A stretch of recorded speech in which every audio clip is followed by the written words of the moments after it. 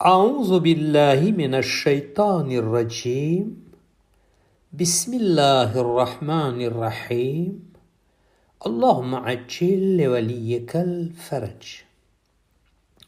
हज़रत अमीरुल मोमिनीन अली इब्न अबी तालिब अलैहिस्सलातु वस्सलाम नहजुल बलागाની અંદર હિકમત નંબર 101માં ઇરશાદ ફરમાવે છે કે કોઈની હાજત પૂરી કરવી હોય અથવા મદદ કરવી હોય ત્યારે આ ત્રણ વસ્તુઓનું ધ્યાન રાખવું જોઈએ. પહેલું, નેક કામને નાનું સમજવામાં આવે જેથી અલ્લાહની બારગાહમાં તે મોટું સમજાય. બીજું, નેક કામને છુપી રીતે અંજામ આપવામાં આવે જેથી તે પોતે જાહેર થઈ જાય. ત્રીજું, નેક કામ જલ્દી અંજામ આપવામાં આવે જેથી તે સારું લાગે.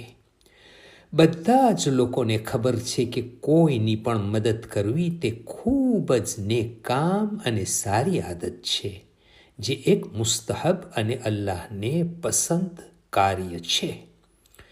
ઇમામ જાફર સાદિક અલૈહિસ્સલાતુ વસ્સલામ ફરમાવે છે કે અગર કોઈ અલ્લાહની ખુશી માટે પોતાના મુસલમાન ભાઈની મદદ કરે અથવા તે કામને પૂરા કરવા માટે કોશિશ કરે તો અલ્લાહ તેને હજારો નેકીઓ અતા ફરમાવશે અને તેના આ કામથી અલ્લાહ તેને તેના ખાનદાન, તેના પાડોશીઓ તથા તેના ઓળખીતાઓને માફ કરી દેશે.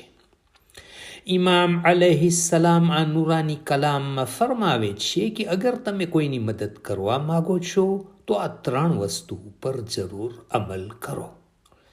અમુક લોકો કોઈ પણ નાની એવી મદદ કરે તો એમ સમજે છે કે મેં બહુ જ મોટું કામ કર્યું.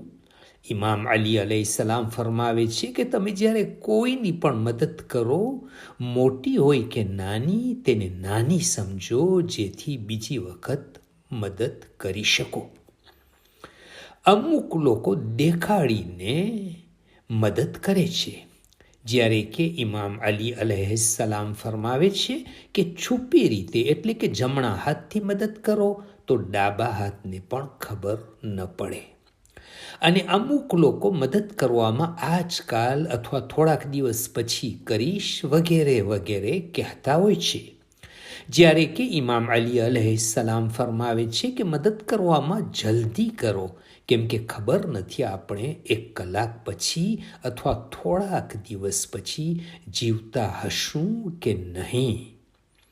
તો મદદ કરવાનો વિચાર આવે એટલે તરત જ કરો, જેથી તમારો વિચાર બદલાઈ ન જાય અને કોઈ રૂકાવટ પણ આવી ન જાય.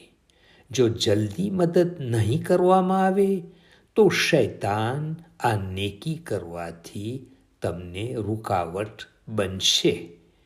અલ્લાહુમ્મા સલ્લી અલા મુહમ્મદિન વ આલિ મુહમ્મદ વ અજ્જિલ ફરજહુમ. From Fountain of Ahlul Bayt alayhimus salam.